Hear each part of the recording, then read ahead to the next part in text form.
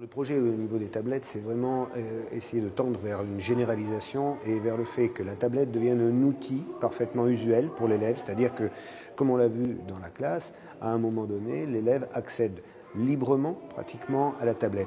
Derrière le mot pratiquement, on sent qu'il y a encore un contrôle de l'enseignant. Le but du jeu, à terme, c'est vraiment que l'outil devienne un outil que l'élève utilise spontanément, comme il pourrait utiliser un dictionnaire, comme il pourrait utiliser une ressource mise à sa disposition. Simplement, cette ressource est d'une telle richesse que ça peut changer considérablement le rapport à l'enseignement. Donc l'idée est là, par les tablettes, changer le rapport à l'enseignement, et on a vu que l'enseignant lui-même nous disait, ou le principal nous disait à quel point ça pouvait changer la position de l'enseignant par rapport aux élèves.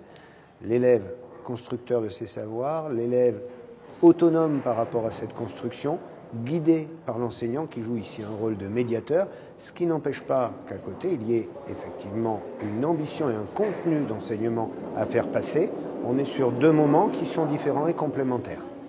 Donc c'est ça, l'enjeu derrière les tablettes. On voit qu'il y a une certaine progression, une volonté de pouvoir dire on peut utiliser une tablette de temps en temps sans transformer sa pédagogie, finalement c'est ce qui était dit. Et puis on sait qu'à terme, si on commence à mettre les mains dedans, il y aura une application beaucoup plus forte. Exactement, c'est ça. C'est-à-dire qu'il faut que les enseignants progressent à leur vitesse par rapport à ça. On ne peut pas se substituer à eux. On ne peut pas dire, voilà, regardez l'excellence, regardez comme ça marche bien et faites pareil. Ça ne fonctionnerait jamais, le faites pareil. Donc c'est fait à votre manière, intégrez à votre manière et à votre rythme les tablettes dans vos pratiques. Et l'évolution se fait toute seule, y compris l'enseignant expert qu'on a vu, nous disait lui-même à quel point ces pratiques continuaient à évoluer avec le numérique, avec les tablettes, avec cette idée de laisser les élèves jouer un rôle vraiment dans cette construction des apprentissages. Je crois que c'est là-dessus qu'il faut qu'on fasse confiance aussi aux enseignants, qu'on ne soit pas dans la contrainte, qu'on ne soit pas dans l'exigence de résultats immédiats. Il faut qu'il y ait cette appropriation. La médiation des pairs aussi, on a vu à quel point dans la discussion, l'enseignant qui a une expertise peut aider et rassurer un enseignant débutant, à quel point, débutant dans cette pratique-là, qui peut être des fois un enseignant très confirmé dans ses pratiques pédagogiques et qui peut lui-même apporter un nouveau regard sur l'utilisation des tablettes. C'est ce qui est intéressant, c'est le fait qu'on n'est pas dans une logique descendante où un expert parle à un débutant, on est dans une logique où chacun peut apporter sa pierre. Une fois qu'on s'est affranchi d'un certain nombre d'inquiétudes, de difficultés qu'on peut avoir au départ, de peur par rapport à une non-maîtrise qui est aussi parfois liée à l'âge. C'est-à-dire qu'un enseignant ancien a l'impression que quelque part il maîtrise moins ces outils, cette technologie moderne qui serait en quelque sorte réservée aux jeunes. Ce qui est une absurdité totale, et on voit bien à quel point ce qu'on a pu observer nous montre comme c'est absurde. Si on veut généraliser à l'académie, ce qu'on a vu sur la palisse, est-ce que ce schéma-là, on a des réplications dans toute l'académie? Est-ce que c'est le même type d'observation?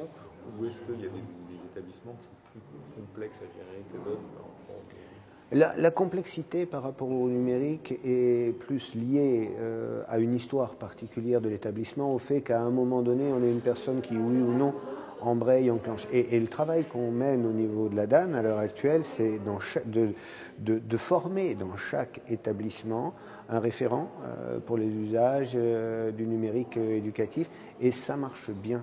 C'est-à-dire qu'il faut que chaque chef d'établissement sache qu'il peut s'appuyer sur un expert qu'on forme régulièrement, qu'on va regrouper régulièrement, pour lesquels on va proposer des espaces d'échange de pratiques.